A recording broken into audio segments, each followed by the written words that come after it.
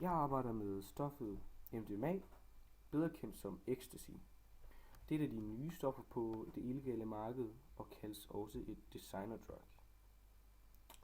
MDMA er en forkortelse for dens kemiske betegnelse, som er 3,4 methylendeoxymethamfetamin. Ecstasy er familie med amfetamin, hvilket man også kunne høre fra navnet, og bruges især blandt unge i techmiljøet. Stoffet tages på baggrund af den centralstimulerende virkning, den har, der gør, at man kan holde sig vågen og danse hele natten. Ecstasy er også et hallucinogen, hvilket vil sige, at det fremkalder meget stærke, uvirkelige synsoplevelser. Disse symptomer fremkaldes dog først ved forgiftning. Historien bag MDMA blev patenteret i 1914, og nogle få år inden var det blevet fremstillet på en tysk kemifabrik, hvor man arbejdede på at udvikle et stof, der ligesom amfetamin kunne give en mæthedsfornemmelse hos soldater. MDMA blev ikke nogen militær eller kommerciel succes, og først omkring 1970 blev MDMA genopdaget af en gruppe amerikanske psykiatere, der gav stoffet til deres patienter i forbindelse med psykoterapeutiske samtaler. MDMA ændrede patienternes mentale tilstand, således at de bliver mere følsomme, åbne og snaksalige. Efter megen presseomtale blev stoffet vidt kendt, og mange ville prøve det. Især for folk, som ville have en sådan gennemvej ud af sine følelsesmæssige problemer. Hurtigt efter blev et illegalt marked oprettet, og da man efter nogle år lærte om MDMA's bivirkninger og blev klar over, at stoffet ikke virkede i behandling af psyken, blev det forbudt af de amerikanske myndigheder i 1985. Den fysiologiske effekt. MDMA indtages oftest i pilleform eller i tabletter, hvorefter det hurtigt optages i mave-tarmkanalen, hvor det trænger gennem cellemembranen og ud i blodbanen, hvor det transporteres ud i hele kroppen, og herved også til centralnervesystemet. Stoffet MDMA passerer også hurtigt blod-hjernebarrieren, og her, hovedsageligt i hjernen, vil stoffet binde sig til neuronerne. Et neuron er som vist på tegningen opbygget af en cellekrop, også kaldet soma, hvor i cellekernen er. I cellekernen ligger arvematerialerne og alle organellerne. Ud fra soma er der et stort antal udposninger, der bliver kaldet dendritter. Og det er via disse dendritter, at neuronet kan modtage nervesignaler fra andre neuroner eller sanseceller. På soma er der også placeret en meget lang udløber. Den her, som bliver kaldt aksonet. Og det første lille stykke på aksonen bliver kaldt akson hillock. Og det er her, at et nyt nervesignal kan dannes i form af et aktionspotentiale. Gennem dette kan neuronet sende sit nervesignal videre til efterfølgende neuroners dendritter. I enden af aksonet, altså hernede, deles den til mange små udløbere. Disse bliver kaldt endeknopperne eller også de præsynaptiske terminaler. Og disse præsynaptiske terminaler indeholder et stort antal små vesikler, som er fyldt med transmitterstoffer.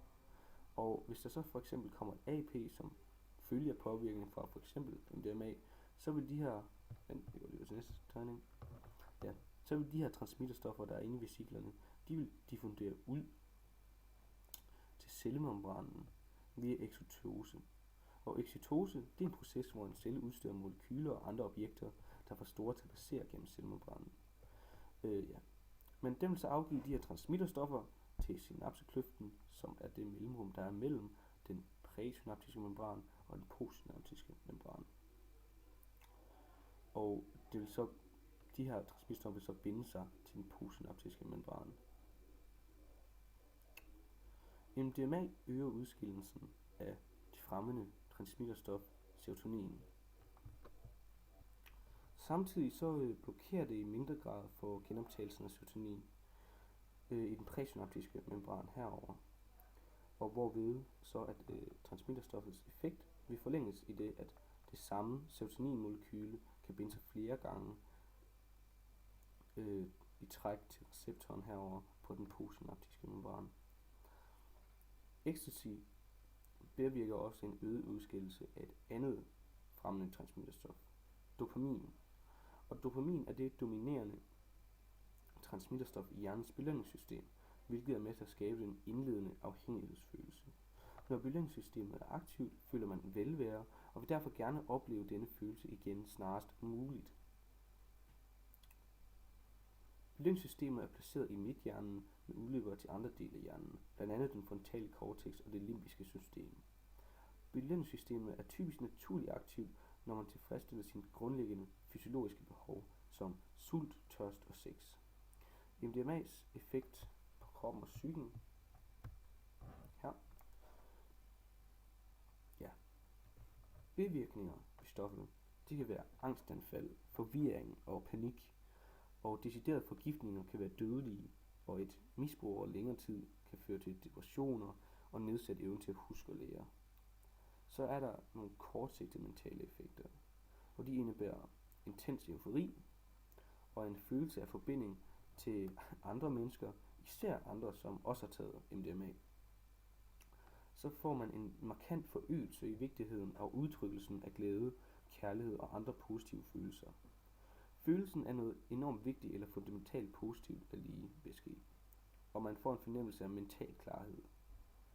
Så er de her kortsigtede fysiske effekter, og de indebærer mydriasis, som er udvidede pupiller, som man ser på billedet. Så er det rastløshed, appetitsvigt, øget kropstemperatur. Der er også fokus- og koncentrationsbesvær.